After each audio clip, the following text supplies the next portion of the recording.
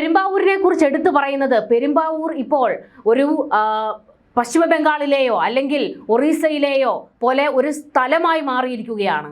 പെരുമ്പാവൂരിലെ അന്യസംസ്ഥാന തൊഴിലാളികൾ അവിടുത്തെ പ്ലൈവുഡ് വ്യവസായം, നിർമ്മാണം, കാർഷിക മേഖലകൾ എന്നിവയുടെ നട്ടെല്ലാണ്. എന്നാൽ ലക്ഷക്കണക്കിന് തൊഴിലാളികൾ തിങ്ങിപ്പാർക്കുന്ന ഈ നഗരത്തിൽ സാമൂഹിക സുരക്ഷാ പ്രശ്നങ്ങളും ലഹരി മരുന്ന് കടത്തു പോലെയുള്ള നിയമവിരുദ്ധ പ്രവർത്തനങ്ങളും വലിയ വെല്ലുവിളിയായി മാറിക്കൊണ്ടിരിക്കുകയാണ്. പെരുമ്പാവൂരിന്റെ സാമ്പത്തിക അടിത്തറയായ പ്ലൈവുഡ് ഫാക്ടറികളിൽ ജോലി ചെയ്യുന്നവരിൽ ഭൂരിഭാഗവും ബംഗാൾ, അസം, ഒഡീഷ, ജാർഖണ്ഡ് തുടങ്ങിയ സംസ്ഥാനങ്ങളിൽ നിന്നുള്ളവരാണ്. എന്നാൽ ഇവർക്കിടയിൽ കൃത്യമായ രേഖകൾ പോലും ഇല്ലാതെ ബംഗ്ലാദേശികളും റോഹിംഗ്യൻസും കടന്നു കയറുന്നു. രേഖകളില്ലാതെയും അനധികൃതമായും താമസിക്കുന്ന ചിലരെ കേരള ATS പോലുള്ള ഏജൻസികൾ അറസ്റ്റ് ചെയ്തിരുന്നു. ചില പ്രദേശങ്ങളിൽ നാട്ടുകാർ തന്നെ പീപ്പിൾസ് ഫോറം എഗെയിൻസ്റ്റ് ഡ്രഗ്സ് പോലുള്ള കൂട്ടായ്മകൾ രൂപീകരിച്ച് സുരക്ഷ ഉറപ്പാക്കാൻ മുൻകൈയെടുക്കുന്നുണ്ട്. പെരുമ്പാവൂരിലെ വെങ്ങോലയ്ക്കടുത്ത് കണ്ടത്തറയിൽ നാട്ടുകാർ വെച്ച ഒരു ബോർഡ് വലിയ ചർച്ചാ വിഷയമായിരുന്നു. കഞ്ചാവ്, മരുന്ന്, പെണ്ണ് എന്നിവയ്ക്കായി ഇങ്ങോട്ട് വന്നാൽ തല്ലുമെന്നായിരുന്നു എഴുതി വെച്ചിരുന്നത് ആ ഒരു ബോർഡിൽ. പെരുമ്പാവൂരിൽ 400-ലേറെ പ്ലൈവുഡ് ഫാക്ടറികളാണ് പ്രവർത്തിക്കുന്നത്. ഓരോ ഫാക്ടറിയിലും കുറഞ്ഞത് 150 ഭായിമാർ പണിയെടുക്കുന്നു. ഇവരുടെ മാത്രം സംഖ്യ 60,000-ത്തിലധികം വരും. ഇവിടെ 100-ലേറെ തടിയറപ്പ് മില്ലുകളുണ്ട്. ഒരു മില്ലിൽ കുറഞ്ഞത് 50 ഭായിമാർ, അവരുടെ എണ്ണം 5000 കടക്കും. ചീകൽ യന്ത്രങ്ങളുടെ സ്ഥാപനങ്ങളും 100-ലധികം വരും. അവിടെയും ആകെ 5000-ത്തിലേറെ ഭായിമാർ പണിയെടുക്കുന്നു. ഇത് പെരുമ്പാവൂരിലെ ഈ തടിമില്ലൊക്കെ നടത്തുന്ന ആൾക്കാർ തന്നെ പ്രതികരിക്കുന്ന, അതിൻ്റെ മുതലാളിമാർ തന്നെ പ്രതികരിക്കുന്ന കാര്യങ്ങളാണ്. അതായത് ഈ കണക്കുകൾ കേട്ടാൽ ആരുടെയും തലയൊന്ന് പെരുക്കും. കാരണം പെരുമ്പാവൂർ, കോതമംഗലം, കുറ്റിപ്പുഴ, മൂവാറ്റുപുഴ മേഖലകൾ കേന്ദ്രീകരിച്ച് കേരളീയരല്ലാത്ത 100,000-ത്തിലധികം പേർ തൊഴിലെടുക്കുന്നു എന്നാണ് കണക്കുകൾ. ഔദ്യോഗിക കണക്കൊന്നുമല്ല, ഇതിലും കൂടുതൽ വരും ഇവരുടെ സംഖ്യ. ഇവരെ മൊത്തത്തിൽ അന്യസംസ്ഥാന തൊഴിലാളികൾ എന്ന് വിശേഷിപ്പിക്കരുത് എന്ന് പെരുമ്പാവൂരുകാർ തന്നെ പറയുന്നു. ബംഗ്ലാദേശിൽ നിന്ന് എത്തുന്നവരാണ് ഇതിലധികവുമെന്നും തെളിവ് സഹിതമാണ് പെരുമ്പാവൂരുകാർ പറയുന്നത്. 3 മാസം മുൻപ് തൃണമൂൽ കോൺഗ്രസിന് വിജയം ഉറപ്പിച്ച് മമതാ ബാനർജിയെ വീണ്ടും അധികാരത്തിലേറ്റാൻ ആലുവയിൽ നിന്ന് ട്രെയിൻ കയറിപ്പോയ ഭായിമാരിൽ പകുതി പേരും മടങ്ങിയെത്തിയിട്ടില്ല. മടങ്ങി വരാത്തവർ ബംഗ്ലാദേശികളാണെന്ന് ഉറപ്പാണ്. ചിലർ ഫാക്ടറി ഉടമകളുടെ ചെലവിൽ ടൂറിസ്റ്റ് ബസ്സിലൊക്കെയാണ് ബംഗാളിലേക്ക് പോയത്. എന്നാൽ പല ബസ്സുകളും കാലിയായാണ് മടങ്ങിയെത്തിയത്. പാതി വഴിക്ക് ഭായിമാർ സീറ്റ് കാലിയാക്കിയതിനാൽ പെട്ടെന്ന് മടങ്ങി വന്ന ബസ്സുകളുമുണ്ട്. അപകടം മണത്തവരാണ് ഇക്കൂട്ടർ. സ്ഥലം വിടാതെ പെരുമ്പാവൂരിൽ താവളമടിച്ചവരിൽ എത്ര ബംഗ്ലാദേശികൾ ഉണ്ടെന്ന് കണ്ടെത്തുകയാണ് സംസ്ഥാന ഇന്റലിജൻസ് അടിയന്തരമായി ചെയ്യേണ്ടത്. മമതാ ബാനർജിയുടെ ഭരണകാലത്ത് ബംഗ്ലാദേശികളെ അതിർത്തി കടത്തി ബംഗാളിൽ എത്തിക്കാൻ തൃണമൂൽ കോൺഗ്രസിൽ പ്രത്യേക സംഘം തന്നെ ഉണ്ടായിരുന്നു എന്ന വിവരം പുറത്തുവിട്ടത് അതിഥി തൊഴിലാളികൾ തന്നെയായിരുന്നു. ഒരാൾക്ക് അതിർത്തി കടക്കാൻ 2500 മുതൽ 10,000 രൂപ വരെയാണ് തൃണമൂൽ ഗുണ്ടകൾ ഈടാക്കിയിരുന്നത്. 10,000 നൽകുന്നവർക്ക് ആധാർ ഉടനടി ലഭിക്കും. ഇതോടെ ഇന്ത്യയിൽ എവിടെ വേണമെങ്കിലും ഇവർക്ക് സ്വതന്ത്രമായി വിഹരിക്കാം. സുവേന്ദു അധികാരി മുഖ്യമന്ത്രിയായി BJP സർക്കാർ വന്നതോടെ സംഘടിത നുഴഞ്ഞുകയറ്റം നിലച്ചു. കണക്കില്ല. പോലീസിനും അതിഥി തൊഴിലാളികളായി എത്തുന്നവരുടെ ആധാർ അടക്കമുള്ള പൂർണ്ണ വിവരങ്ങൾ കൈമാറണമെന്നാണ് വ്യവസ്ഥ. പോലീസിന് കൈമാറണമെന്ന്. ലേബർ കോൺട്രാക്ടർമാരോ അവരുടെ ഏജന്റുമാരോ ആണ് ഇത് ചെയ്യേണ്ടത്. ഫാക്ടറിയിൽ തൊഴിലാളികളുടെ വിവരങ്ങൾ ഉടമകൾ ലേബർ ഏജന്റുമാർക്ക് കൈമാറിയിരുന്നത്. പക്ഷേ ആഴ്ചതോറും ഭായിമാർ കമ്പനി മാറുന്നതിനാൽ ഇത് അപ്രായോഗികമായി.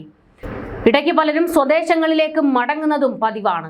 പകരം മറ്റൊരു ബാച്ചാകും എത്തുക. ചിലർ കേരളത്തിൽ തന്നെ വിവിധ ഇടങ്ങളിലേക്ക് ജോലി മാറും. ഇത് മാത്രമല്ല, കേരളത്തിൽ തന്നെ ഒരു കൂട്ടർ പ്രവർത്തിക്കുന്നുണ്ട് ഇവർക്ക് അനധികൃതമായിട്ടുള്ള രേഖകൾ ഉണ്ടാക്കി കൊടുക്കുന്നതിന്. അത് മറ്റൊരു തലവേദനയാണ്. കേരളത്തിൽ ഉള്ളവർ തന്നെ കേരളത്തിൽ നാശം വിതച്ചുകൊണ്ടിരിക്കുകയാണ്. ഇന്ത്യക്കാരാണെന്ന് തെളിയിക്കാൻ ഇവരുടെ കൈവശം ആധാർ കാർഡുണ്ട്. എന്നാൽ ഇതിൽ പലതും ഒറിജിനലിനെ വെല്ലുന്ന വ്യാജ കാർഡുകളാണെന്ന് പല ഫാക്ടറി ഉടമകൾക്കും അറിയാം.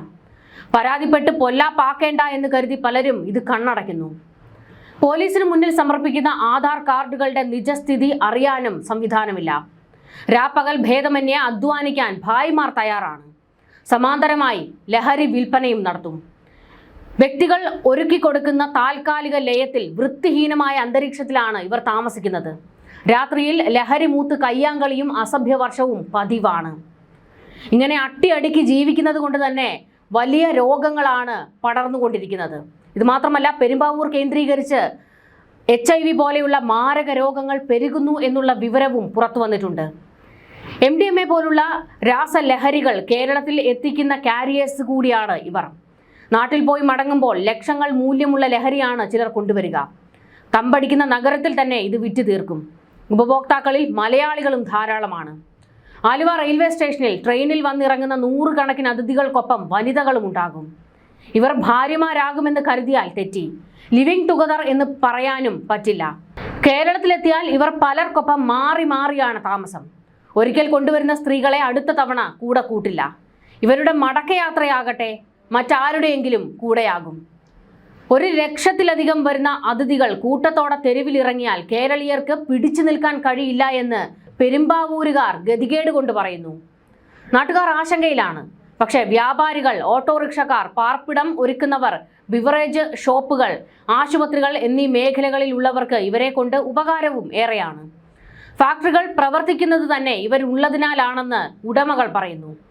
അതിഥി തൊഴിലാളികൾ അഴിഞ്ഞാടിയാൽ പോലീസും നിഷ്ക്രിയമാകും എന്നതിന് തെളിവാണ് 2021 ഡിസംബർ 25 അർദ്ധരാത്രി എറണാകുളം കിഴക്കമ്പലത്തെ കിറ്റക്സ് ലേബർ ക്യാമ്പിൽ പൊട്ടിപ്പുറപ്പെട്ട കലാപം. ക്രിസ്തുമസ് ആഘോഷത്തിനിടയിലുണ്ടായ സംഘർഷവും തുടർന്നുണ്ടായ അക്രമങ്ങളുമായിരുന്നു കിഴക്കമ്പലം ലേബർ ക്യാമ്പ് കലാപം എന്നറിയപ്പെടുന്നത്. മദ്യപാനത്തെ തുടർന്നുണ്ടായ തർക്കം പരിഹരിക്കാനെത്തിയ കുന്നത്തുനാട് പോലീസിന് നേരെ തൊഴിലാളികൾ ആക്രമണം അഴിച്ചുവിടുകയായിരുന്നു.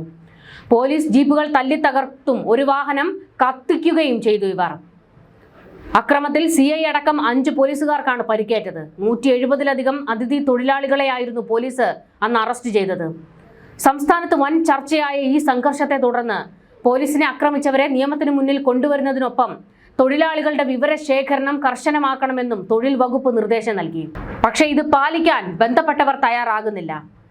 കേരളത്തിനകത്ത് ജോലി ചെയ്യുന്ന അന്യസംസ്ഥാന തൊഴിലാളികളുടെ യാതൊരു വിവരങ്ങളും സംസ്ഥാന സർക്കാരിന്റെ കൈവശമില്ല എന്നത് ഞെട്ടിപ്പിക്കുന്ന വസ്തുതയാണ്. ഈ സാഹചര്യത്തിൽ അന്യസംസ്ഥാന തൊഴിലാളികളെ ജോലിക്കെടുക്കുന്ന കരാറുകാരും അവർക്ക് താമസ സ്ഥലം നൽകുന്ന കെട്ടിട ഉടമകളും അധികൃതർക്ക് യഥാസമയം വിവരങ്ങൾ കൈമാറാൻ തയ്യാറായാൽ ഒരു പരിധിവരെ ഇത്തരത്തിലുള്ള കുറ്റകൃത്യങ്ങൾ വ്യാപിക്കുന്നത് തടയാനാകും.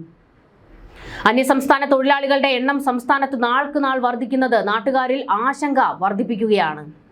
വർദ്ധിച്ചു വരുന്ന കഞ്ചാവ് ലഹരി ഉപയോഗം പകൽ സമയങ്ങളിൽ വീടുകളിലെത്തുന്ന വിൽപ്പനക്കാരുടെയും ഭിക്ഷാടകരുടെയും വർധനവും തന്നെയാണ് ഇതിനുള്ള പ്രധാന കാരണമായി ചൂണ്ടിക്കാണിക്കപ്പെടുന്നത്.